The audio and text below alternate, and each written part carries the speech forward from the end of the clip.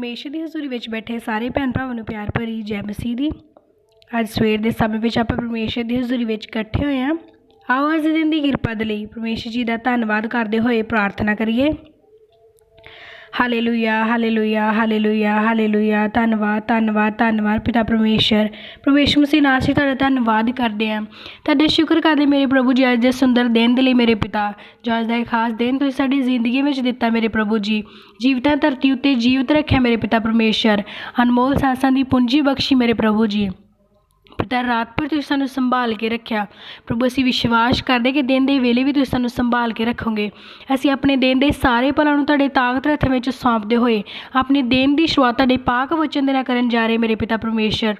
साडी मदद करना मेरे प्रभु जी के दिता होया अज दा इह खास वचन साडे हिरदिਆਂ दे अंदर जमा हो जावे और कोई भी शैतान की शक्ति इस नूं साडे कोलों चुरा ना पावे।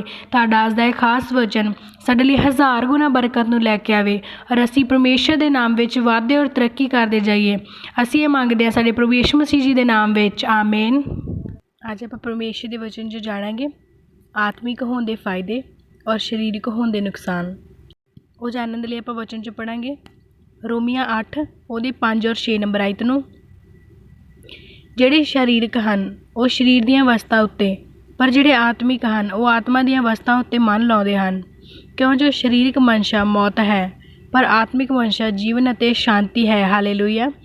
परमेश्वर का वचन सानू की दसदा आ कि अगर असी शारीरिक वस्तां की इच्छा रखते हैं तो असी परमेश्वर तो दूर हाँ, क्योंकि जिहड़ा शरीर आ वो नाशवान चीज़ों की चाहत रखता है पर उन्हां दा सानू नुकसान ही आ, क्योंकि वो सानू मौत वाल लैके जांदियां आ।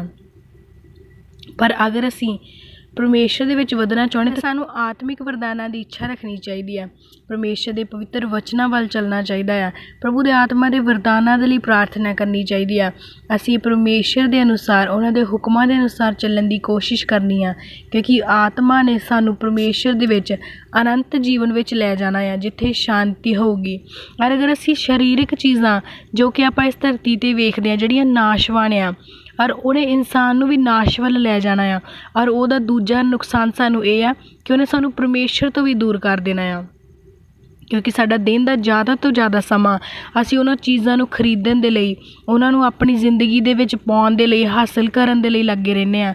और वो साडी जिंदगी विच चिंता नूं परेशानी नूं लैके आउंदियां बीमारी नूं लैके आउंदियां आ, क्योंकि असी उन्हां चीज़ां नूं हासिल करदे करदे अपने शरीर की भी केयर नहीं करते, असी बीमारी में फस जाने।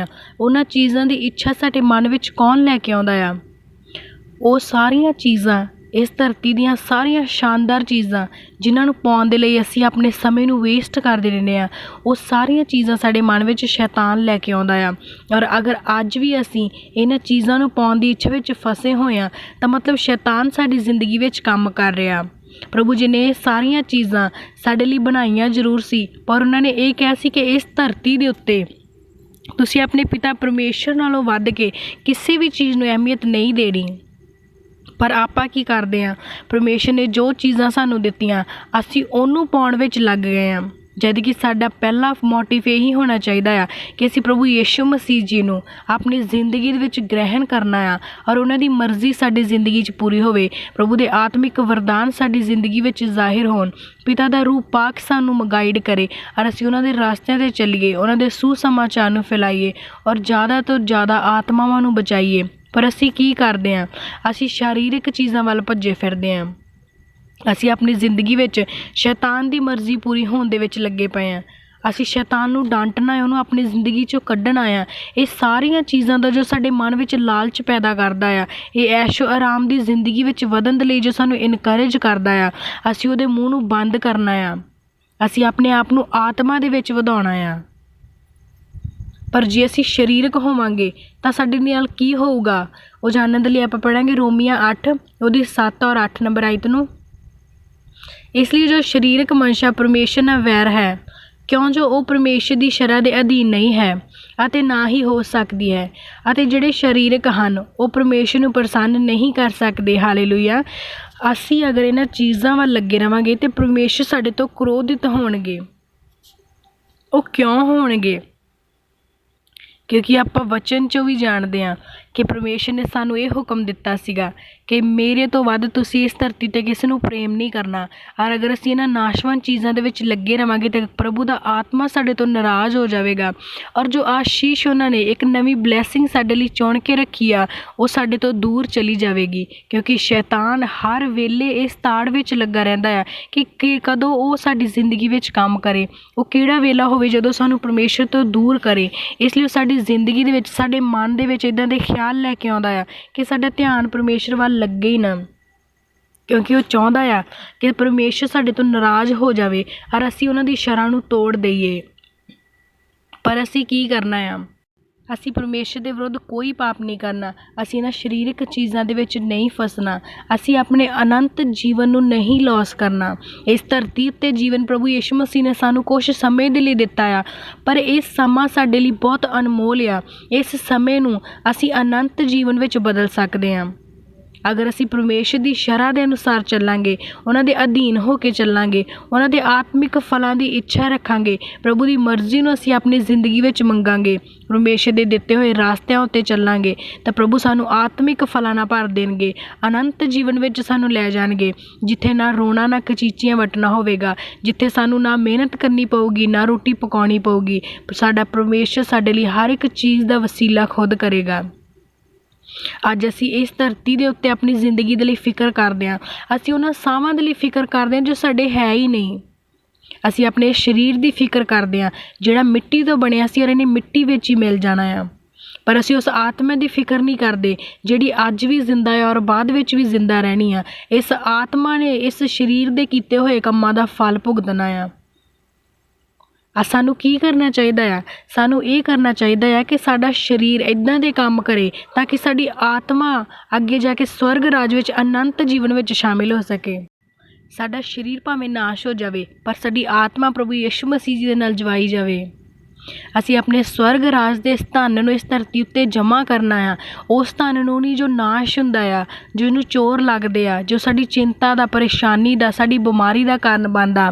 ਅਸੀਂ ਉਸ ਧਨ ਨੂੰ ਜਮ੍ਹਾਂ ਕਰਨਾ ਜਿਹੜਾ ਸਵਰਗ ਰਾਜ ਵਿੱਚ ਜਮ੍ਹਾਂ ਕੀਤਾ ਜਾਵੇ, ਜਿਹਨੂੰ ਨਾ ਕੋਈ ਚੁਰਾ ਸਕੇ ਔਰ ਨਾ ਹੀ ਉਹਨੂੰ ਕੋਈ ਘਟਾ ਸਕੇ। ਅੱਜ ਆਪਾਂ ਪਰਮੇਸ਼ਰ ਦੇ ਵਚਨ ਵਿੱਚੋਂ ਜਾਣਿਆ ਕਿ ਸਰੀਰਕ ਮਨਸ਼ਾ ਔਰ ਆਤਮਿਕ ਮਨਸ਼ਾ ਸਾਡੀ ਜ਼ਿੰਦਗੀ ਵਿੱਚ ਕੀ ਫਲ ਲਿਆ ਸਕਦੀ ਆ। ਆਤਮਿਕ ਮਨਸ਼ਾ ਸਾਨੂੰ ਪਰਮੇਸ਼ਰ ਦੇ ਵੱਲ ਵਧਾ ਸਕਦੀ ਆ, ਸਰੀਰਕ ਮਨਸ਼ਾ ਸਾਨੂੰ ਨਾਸ਼ ਵੱਲ ਲਿਜਾ ਸਕਦੀ ਆ। ਪਰ ਅਸੀਂ ਜਾਣਾਂਗੇ ਕਿ ਅਗਰ ਅਸੀਂ ਆਤਮਾ ਦੀ ਅਗਵਾਈ ਨਾਲ ਚੱਲਦੇ ਹਾਂ ਤਾਂ ਫਿਰ ਸਾਡੀ ਜ਼ਿੰਦਗੀ 'ਚ ਕੀ ਫਾਇਦਾ ਹੋ ਸਕਦਾ। ਉਹ ਜਾਣਨ ਦੇ ਲਈ ਆਪਾਂ ਵਚਨ 'ਚ ਜਾਣਾਂਗੇ ਰੋਮੀਆਂ 8 ਦੀ 14 ਨੰਬਰ ਆਇਤ ਨੂੰ। ਜਿਨ੍ਹਾਂ ਪਰਮੇਸ਼ਰ ਦੇ ਆਤਮਾ ਦੀ ਅਗਵਾਈ ਨਾਲ ਚੱਲਦੇ ਹਨ ਉਹੀ ਪਰਮੇਸ਼ਰ ਦੇ ਪੁੱਤਰ ਹਨ। ਹਾਲੇਲੂਇਆ। ਪ੍ਰਭੂ ਦਾ ਵਚਨ ਸਾਨੂੰ ਕੀ ਦੱਸਦਾ ਕਿ ਅਸੀਂ ਪਰਮੇਸ਼ਰ ਦੇ ਪੁੱਤਰ ਫੇਰ ਹੀ ਹਾਂ ਜੇ ਅਸੀਂ ਪਰਮੇਸ਼ਰ ਦੇ ਆਤਮਾ ਦੀ ਅਗਵਾਈ ਦੇ ਨਾਲ ਚੱਲਾਂਗੇ।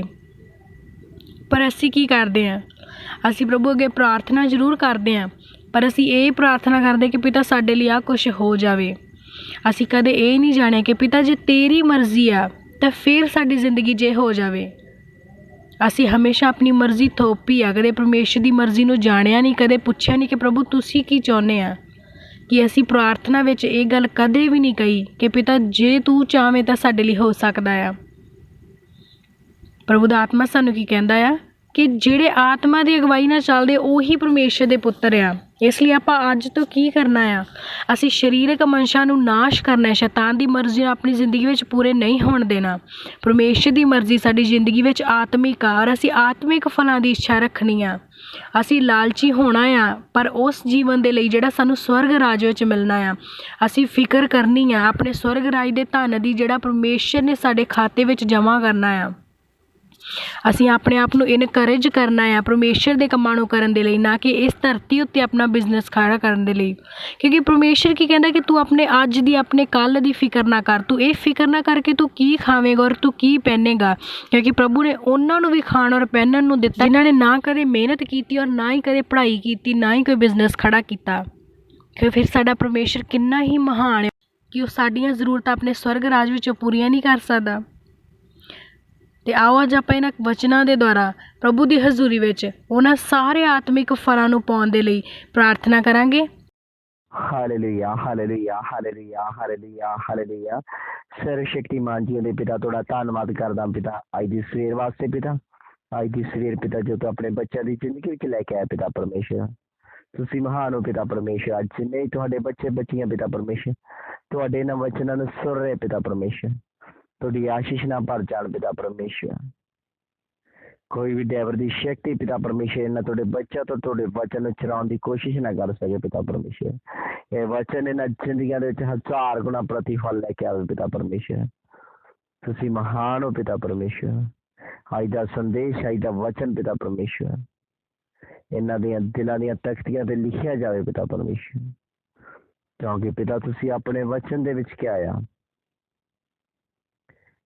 ਕਿ ਆਤਮਾ ਸਰੀਰ ਦੇ ਵਿਰੁੱਧ ਅਤੇ ਸਰੀਰ ਆਤਮਾ ਦੇ। ਪਿਤਾ ਇਹ ਦੋਨੇ ਇੱਕ ਦੂਜੇ ਦੇ ਖਿਲਾਫ ਆ, ਪਰ ਪਿਤਾ ਅਸੀਂ ਸਰੀਰ ਦੇ ਦੁਆਰਾ ਨਹੀਂ, ਆਪਣੇ ਬੱਚਿਆਂ ਨੂੰ ਆਪਣੇ ਪਵਿੱਤਰ ਆਤਮਾ ਦੀ ਅੱਗ ਦੇ ਨਾਲ ਇਸਤੇਮਾਲ ਕਰੋ ਪਿਤਾ, ਤਾਂ ਜੋ ਪਿਤਾ ਸਰੀਰ ਦੀਆਂ ਨਹੀਂ ਬਲਕਿ ਆਤਮਾ ਦੀਆਂ ਪਿਤਾ ਪਰਮੇਸ਼ਰ ਜੋ ਜ਼ਰੂਰਤਾਂ ਉਹਨਾਂ ਨੂੰ ਪੂਰੀਆਂ ਕਰਨ ਪਿਤਾ, ਤੁਹਾਡੇ ਨਾਮ ਦੀ ਮਹਿਮਾ ਕਰਨ ਪਿਤਾ ਪਰਮੇਸ਼ਰ, ਤੁਹਾਡੇ ਨਾਮ ਦੀ ਚਰਚਾ ਕਰਨ ਪਿਤਾ, ਔਰ ਪਿਤਾ ਤੁਹਾਡੇ ਨਾਮ ਦੀ ਉਪਾਸਨਾ ਕਰਨ ਮੇਰੀ ਯਹੋਵਾ ਪਰਮੇਸ਼ਰ।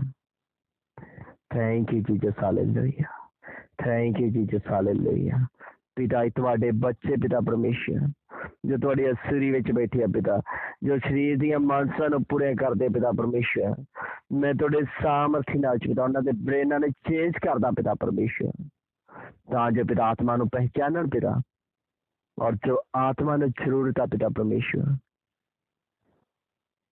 ਔਰ ਵਚਨ ਦੇ ਅਨੁਸਾਰ ਪਿਤਾ ਪਰਮੇਸ਼ਰ ਤੁਹਾਡੇ ਰਾਹ ਦੇ ਉੱਤੇ ਚੱਲਦੇ ਪਿਤਾ, ਤੁਹਾਡੇ ਨਾਮ ਦੀ ਚਰਚਾ ਕਰਨ ਪਿਤਾ ਪਰਮੇਸ਼ਰ। ਇੱਕ ਇੱਕ ਤੇ ਰਹਿਮ ਕਰੋ, ਦਇਆ ਕਰੋ ਪਿਤਾ, ਇੱਕ ਇੱਕ ਨੂੰ ਆਪਣੀ ਸਾਮਰਥ ਨਾਲ ਭਰ ਦੋ ਪਿਤਾ, ਆਪਣੇ ਅਭਿਸ਼ੇਕ ਨਾਲ ਆਪਣੇ ਅਨੁਗ੍ਰਹ ਨਾਲ ਭਰ ਦੋ ਪਿਤਾ ਪਰਮੇਸ਼ਰ। Thank you Jesus, hallelujah. Thank you Jesus, hallelujah. ਪਿਤਾ ਇਹਨਾਂ ਤੁਹਾਡੇ ਵਚਨਾਂ ਦੇ ਦੁਆਰਾ ਪ੍ਰਭੂ ਜਿੰਨੀਆਂ ਵੀ ਡੈਵਲ ਦੀਆਂ ਗੰਦੀਆਂ ਸ਼ਕਤੀਆਂ, ਗੰਦੀਆਂ ਆਤਮਾਵਾਂ ਪਿਤਾ, ਕਿਸੇ ਪ੍ਰਕਾਰ ਦੀਆਂ ਕੋਈ ਬਿਮਾਰੀਆਂ ਇਹਨਾਂ ਤੁਹਾਡੇ ਬੱਚਿਆਂ ਦੀਆਂ ਜ਼ਿੰਦਗੀਆਂ ਦੇ ਵਿੱਚ ਪਿਤਾ, ਇਹਨਾਂ ਬੋਡੀਆਂ ਦੇ ਵਿੱਚ ਆਪਣਾ ਕਰਿਆ ਕਰਦੀਆਂ, ਤੁਹਾਡੇ ਸਾਮਰਥੀ ਨਾਲ ਵਿੱਚ ਹਮੇਸ਼ਾ ਹਮੇਸ਼ਾ ਲਈ ਖਤਮ ਹੋ ਜਾਣ ਪਿਤਾ ਪਰਮੇਸ਼ਰ। ਔਰ ਪਿਤਾ ਜੋ ਡੈਵਲ ਦੀਆਂ ਗੰਦੀਆਂ ਸ਼ਕਤੀਆਂ ਔਰ ਨਸ਼ੇ ਦੀਆਂ ਗੰਦੀਆਂ ਨਾਂ ਦਾ ਪਿਤਾ ਇਹਨਾਂ ਸਰੀਰਾਂ ਨੂੰ ਪਿਤਾ ਪਰਮੇਸ਼ਰ, ਇਹ ਤੁਹਾਡੇ ਮੰਦਰ ਜਿਹੇ ਘਰ ਨੂੰ ਪਿਤਾ ਪਰਮੇਸ਼ਰ ਬਰਬਾਦ ਕਰਦੀਆਂ, ਤੁਹਾਡੇ ਸਾਮਰਥੀ ਨਾਲ ਵਿੱਚ ਝਾੜਤਾ ਹਮੇਸ਼ਾ ਲਈ ਖਤਮ ਹੋ ਜਾਣ ਪਿਤਾ ਪਰਮੇਸ਼ਰ।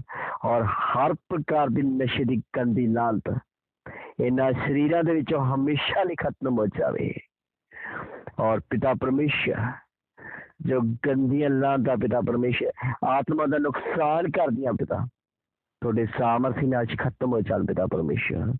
ਔਰ ਹਰ ਇੱਕ ਆਤਮਾ ਪਿਤਾ ਪਰਮੇਸ਼ਰ ਤੁਹਾਡੇ ਕੋਲ ਸਵਰਗ ਦੇ ਲਈ ਤਿਆਰ ਹੋ ਜਾਵੇ ਪਿਤਾ ਪਰਮੇਸ਼ਰ। ਰਹਿਮ ਕਰੋ, ਦਇਆ ਕਰੋ ਪਿਤਾ, ਪੂਰੇ ਪਰਿਵਾਰਾਂ ਨੂੰ ਪਿਤਾ, ਪੂਰੇ ਘਰਾਂ ਨੂੰ ਤੁਹਾਡੇ ਲੋ ਵਿੱਚ ਬਲੈਸ ਕਰਦਾ ਪਿਤਾ, ਔਰ ਜਿੰਨੇ ਵੀ ਪਿਤਾ ਤੁਹਾਡੇ ਨਾਲ ਵਚਨਾਂ ਨੂੰ ਰਿਸੀਵ ਕਰਨ ਪਿਤਾ,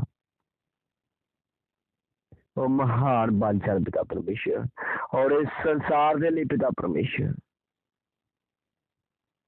ਹਰ ਘੜੀ, ਹਰ ਪਲ, ਹਰ ਸਮੇਂ ਪਿਤਾ ਇਹਨਾਂ ਦੀ ਮਦਦ ਕਰੋ, ਸਹਾਇਤਾ ਕਰੋ ਪਿਤਾ, ਤਾਂ ਜੋ ਪਿਤਾ ਪਰਮੇਸ਼ਰ ਇਹ ਤੁਹਾਡੇ ਬੱਚੇ ਪਿਤਾ ਤੁਹਾਡੇ ਦਿੱਤੇ ਹੋਏ ਰਾਹ ਦੇ ਉੱਤੇ ਚੱਲਣ ਪਿਤਾ, ਔਰ ਤੁਹਾਡੇ ਨਾਮ ਦੀ ਮਹਿਮਾ ਕਰਨ, ਤੁਹਾਡੇ ਨਾਂ ਦੀ ਚਰਚਾ ਕਰਨ। ਹਰ ਘੜੀ ਇਹਨਾਂ ਦੀ ਮਦਦ ਕਰੋ ਪਿਤਾ ਪਰਮੇਸ਼ਰ। ਤੁਸੀਂ ਪਿਤਾ ਪਰਮੇਸ਼ਰ ਇਹਨਾਂ ਆਪਣੇ ਬੱਚਿਆਂ ਨੂੰ ਪਿਤਾ ਇਸ ਸੰਸਾਰ ਲਈ ਪਿਤਾ ਇਸ ਸੁਣੀਏ ਲਈ ਇੱਕ ਨਮੂਨਾ ਬਣਾਇਆ ਹੈ ਪਿਤਾ, ਕਿਉਂਕਿ ਤੁਸੀਂ ਆਪਣੇ ਵਚਨ ਦੇ ਵਿੱਚ ਕਿਹਾ ਤੁਸੀਂ ਇਸ ਸੰਸਾਰ ਲਈ ਇੱਕ ਨਮੂਨੇ ਆ ਪਿਤਾ। ਸੰਸਾਰ ਨੇ ਨਾ ਤੁਹਾਡੇ ਬੱਚਿਆਂ ਦੇ ਦੁਆਰਾ ਆਪਣੇ ਆਪ ਨੂੰ ਢਾਲਣਾ ਵਾ, ਇਹਨਾਂ ਨੂੰ ਬਲੈਸ ਕਰੋ ਪਿਤਾ ਪਰਮੇਸ਼ਰ, ਤਾਂ ਜੋ ਪਿਤਾ ਜਦੋਂ ਵੀ ਇਹਨਾਂ ਦੇ ਵਿੱਚ ਨਿਕਲੇ ਤੁਹਾਡੀ ਸਾਮਰਥ ਨਿਕਲੇ ਪਿਤਾ ਪਰਮੇਸ਼ਰ। ਇਹ ਜਿੱਥੇ ਵੀ ਜਾਣ, ਜਿੱਥੇ ਵੀ ਆਉਣ ਪਿਤਾ ਪਰਮੇਸ਼ਰ, ਤੁਹਾਡਾ ਪਵਿੱਤਰ ਆਤਮਾ ਇਹਨਾਂ ਨੂੰ ਬਲੈਸ ਕਰੇ ਪਿਤਾ ਪਰਮੇਸ਼ਰ, ਤਾਂ ਜੋ ਬਹੁਤ ਸਾਰੀਆਂ ਰੂਹਾਂ ਪਿਤਾ ਇਹਨਾਂ ਦੇ ਚੱਲਣ ਚਾਲਣ ਦੇ ਦੁਆਰਾ ਪਿਤਾ, ਇਹਨਾਂ ਦੇ ਆਉਣ ਜਾਣ ਦੇ ਦੁਆਰਾ, ਇਹਨਾਂ ਦੇ ਕੰਮ ਕਾਰ ਦੇ ਦੁਆਰਾ, ਇਹਨਾਂ ਦੇ ਬੈਠਣੇ ਉੱਠਣੇ ਦੇ ਦੁਆਰਾ, ਇਹਨਾਂ ਦੇ ਬੋਲ ਚਾਲ ਦੇ ਦੁਆਰਾ ਪਿਤਾ ਪਰਮੇਸ਼ਰ ਤੁਹਾਡੇ ਵੱਲ ਆ ਜਾਣ ਪਿਤਾ ਪਰਮੇਸ਼ਰ, ਔਰ ਤੁਹਾਨੂੰ ਪਹਿਚਾਨ ਕਿ ਸੱਚਮੁੱਚ ਪਰਮੇਸ਼ਵਰ ਦੇ ਲੋਕ ਆ, ਇਹ ਆਤਮਾ ਪਰਮੇਸ਼ਵਰ ਦੀਆਂ ਆਤਮਾਵਾਂ। Thank you Jesus, hallelujah. ਇੱਕ ਇੱਕ ਨੂੰ ਬਲੈਸ ਕਰੋ ਤੇ ਰਹਿਮ ਕਰੋ ਪਿਤਾ, ਸਭ ਨੂੰ ਤੁਹਾਡੇ ਲਹੂ ਵਿੱਚ ਬਲੈਸ ਕਰਦਾ ਹੋਇਆ, ਡੈਵਲ ਦੀਆਂ ਸਾਰੀਆਂ ਸ਼ਕਤੀਆਂ ਦਾ ਸਾਥ ਕਰਦਾ ਹੋਇਆ ਮੈਂ ਤੁਹਾਡਾ ਸਾਮਰਥੀ ਨਾਲ ਲੈ ਕੇ ਮੰਗਦਾ, ਆਮੀਨ, ਆਮੀਨ।